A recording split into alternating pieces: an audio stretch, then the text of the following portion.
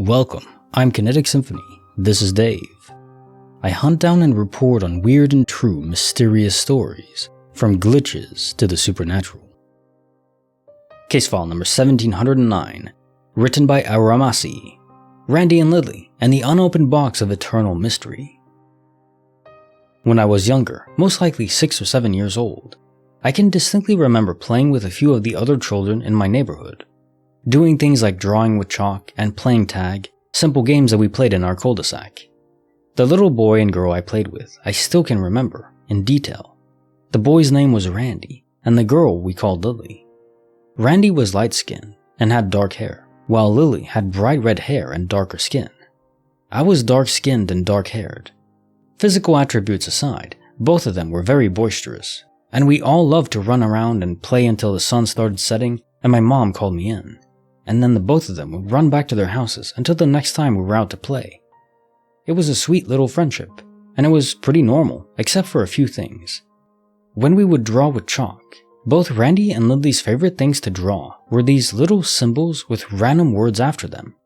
I now realize that those symbols were very close to some symbols I had seen, but for the life of me could not remember where, and I can remember some of the words they wrote having to do with terms that I still do not recognize.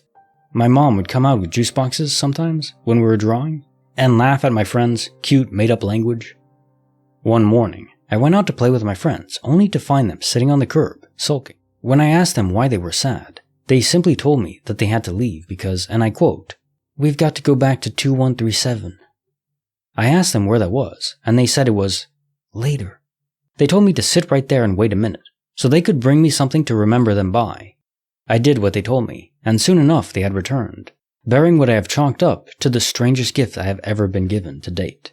They were a little rainbow hairbrush that sparkled, a small unmarked tube of what I was informed was lotion, and a small box that looked as though it was carved out of a gem. They handed me my gifts, which I promptly tried out, brushing my hair and using some of the lotion on my wrist. So they knew I wasn't going to throw them aside, and they hugged me, before running back into their respective houses. My memory cuts out at this point, but the next thing I remember was waking up, sleepily rubbing my pale-skinned hands across my face to brush away my bright red hair, going to ask my mom if Randy and Lily had left. My mother had no idea who I was talking about. Our neighbors had no children. She did not remember me being born with dark skin and dark hair. No one did. That was the day that Randy and Lily disappeared from the face of the earth, leaving me with an unfamiliar, new appearance, a tube of hand lotion, a tiny comb, and a glittery little box that sits on my mantle to this day, and which I still have no idea how to open. Case notes for file 1709. Randy, Lily, and the Unopened Box of Eternal Mystery. Now I need to know what the hell is inside that Eternal Mystery sparkling box. From these childlike time travelers, or dare I say, aliens? But seriously, I would have to smash this box open. No lie. Maybe you tried and it's just so durable you can't break it open? With anything known to man? Because it's not made by mankind? Or maybe made by us in the way distant future? It's so strange, because if time travel is technologically possible in the future, you would think it would be very difficult to do, regulated. But given, to avoid paradoxes, you're going back in time to a different universe, technically you can't directly affect your own original timeline, so maybe no one cares because of that? You could mess up other timelines though, but I guess it's not your own, so who cares? I don't know. Curious. I swear, if you open that box, it's like this little device that gives unlimited energy or something, or maybe gives you superpowers.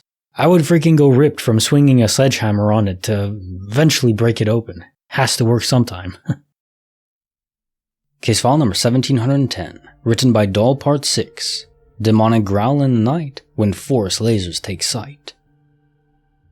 In 2007, a few of us went investigating in Belanglo State Forest, a 4,000-hectare forest in Australia, the site of 7 murders by serial killer Ivan Milat in the 1990s.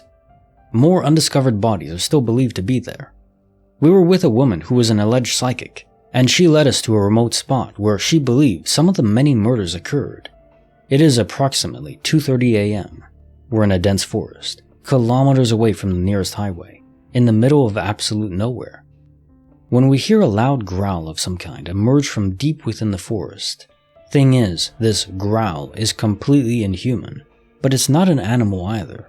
It is indescribable, practically demonic. Then crap really starts to get weird. Suddenly, we see a red laser light surround us, circling the trees. Mind you, we are the only people there. Well, we thought we were anyway. Suddenly, somebody in the group gets the feeling it might be coming from a rifle, that somebody else is in the forest with us, watching. The eeriest feeling then sinks in on all of us, and after a momentary silence, where we are all kind of suspended in sheer, silent, terrorized thought, we suddenly crap ourselves, grab our stuff and bail. We run for our cars, throw all of our stuff in, and we get the hell out of there. Once on the highway, two of our cars are traveling relatively close together, at approximately the same speed. The driver in my car, a huge, well-built man of about 6'6", slams on the brakes before pulling over to vomit on the highway, simply out of sheer terror. After getting himself together, we start back on the road. Our other group of friends in the second car are now ahead of us up a bit on the road. The driver of the second car is a really slow driver, so we end up overtaking them. My driver friend, 6'6" dude, starts speeding, and after a while, we are well and truly in front of them. It's about 3 a.m., and there are no other cars on the road. We have not yet passed any other cars apart from our friends, who, from what we know, are still traveling a fair few kilometers behind us. What happens next just really freaks us out, as if we weren't already messed up enough by this point. Out of nowhere, we see another car in front of us. As we get closer, we see it's our friends in the second car, whom we passed about 15 minutes ago. Thing is, there is only one highway. Nobody had deviated from off the road, and we had passed no other cars along the way. There's no way in hell their car could have passed our car without the four of us seeing it. With about 8 witnesses to this story, it was definitely the strangest thing we've ever experienced. Hey, would you like 1 week of early access to my weekly and monthly compilations? If so, you can join the channel or over on Patreon. Check it out. Now onto the stories. Caissons for 1710. Demonic growl in the night when forest lasers take sight. Nope. I am with your giant friend. Book it out of there instantaneously. The car catching up probably was just a coincidental space-time portal. I don't think it's related to the haunting forest area. But another thing I've been wondering about.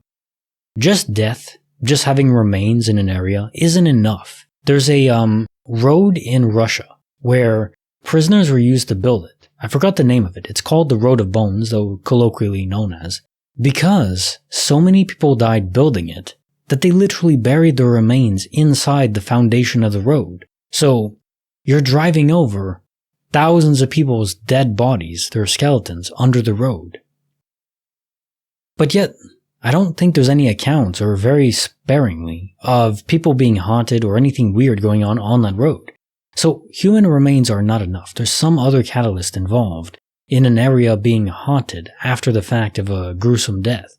I don't know what it is. Maybe it does involve murder, because I don't think people on the road were murdered. They just died of exhaustion and, disease and stuff like that. So maybe murder is required. Now time for the joke of the day. The Genie and the 3 Wishes. A man stumbles upon an old lamp in his attic, and when he rubs it, a genie appears. The genie says, "I will grant you 3 wishes, but whatever you wish for, your ex-wife will get double." The man agrees and makes his first wish. "I want a mansion." Poof! A mansion appears, and at the same time, his ex-wife gets 2 mansions. For his second wish, he says, "I want $1 billion." Poof! $1 billion appear, and his ex-wife gets $2 billion. For his third and final wish, he thinks long and hard. Finally, he says, "Genie, I want you to scare me half to death." Clever. So his ex is not long for the world now. Well done. Like the video, subscribe, hit the bell. Kinetic Symphony signing off.